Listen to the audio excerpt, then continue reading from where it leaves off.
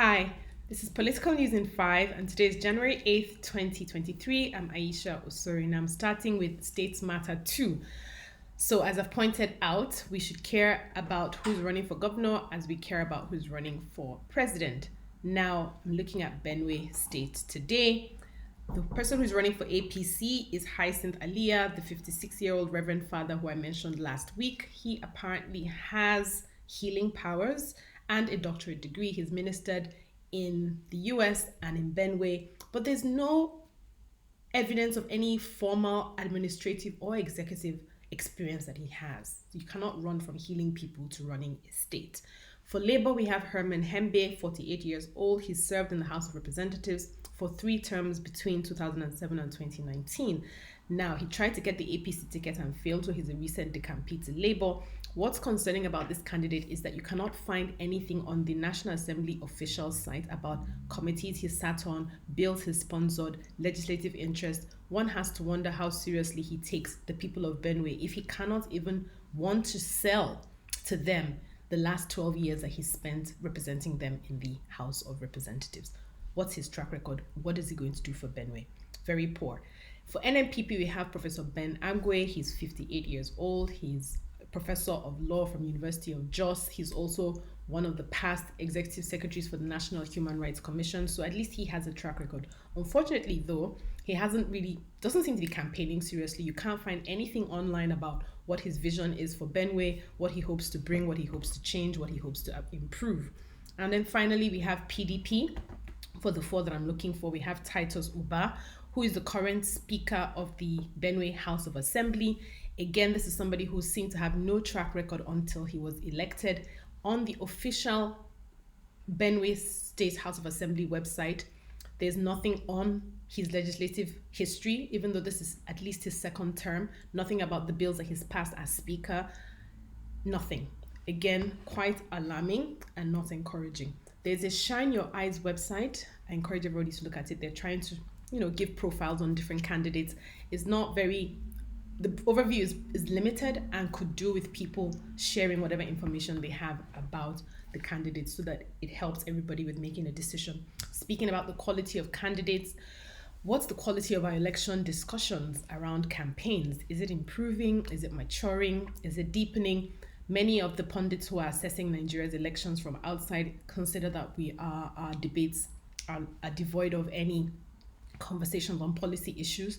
One would not necessarily disagree, but I would say that with Obi coming in to give both PDP and APC a run for their money, we are definitely having a lot more conversations on the character of the candidates, identity of the candidates as it relates to their history, their family lineage, where they've come from, how they treat people. We're having a lot of conversations about political equity and what it means for our unity.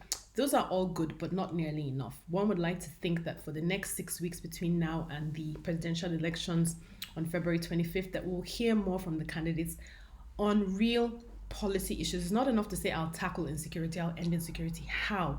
What are the policies related to girl-child education, to climate, for example, to parental responsibility as it relates to the Almajiri system that you think will come together and make Nigeria more secure? We have Obi, Kwankwaso, and Atiku reported to be in Chatham House over the next couple of weeks. Let's hope that that will be a platform for them to go deeper into their policies. Enough of aspirations that sound like prayers. Now, speaking about prayers, last thing I'm talking about is the role of religion in our elections. Now, if you weigh them, one would like to say that the influence of religion in our elections have been generally negative, and many think that this is one of the most religiously contentious elections that we're having in a very long time in Nigeria, where religion has been weaponized by almost every candidate. Now, like many other people, I've gotten lots of videos that purport to show whether Muslims are saying that, only Muslims should only vote for Muslims or Christians should only vote for Christians.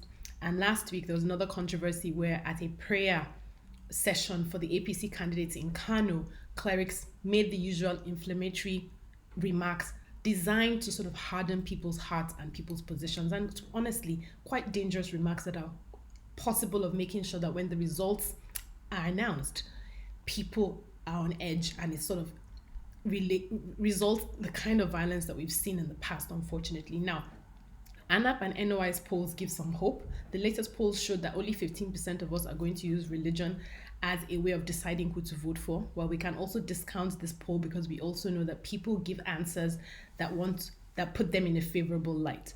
That said, as we go ahead between now and the elections, here are some tips. First of all, please don't share if you're not sure what the source is. Second, if the video is shorter than 30 seconds, then you can be sure that it's been cut and doctored to make sure that it inflames people's hearts and minds. And then third, ask questions. So for example, the convening in Kano last week was not made up of the most credible Islamic clerics. Most of those who are really credible and respected stayed away from that session, and that should tell you something. Don't give credibility to charlatans by spreading what they say, or by even taking it seriously. Discount, ignore. That's it on Political News in 5. Have a great week ahead. Stay safe. Bye.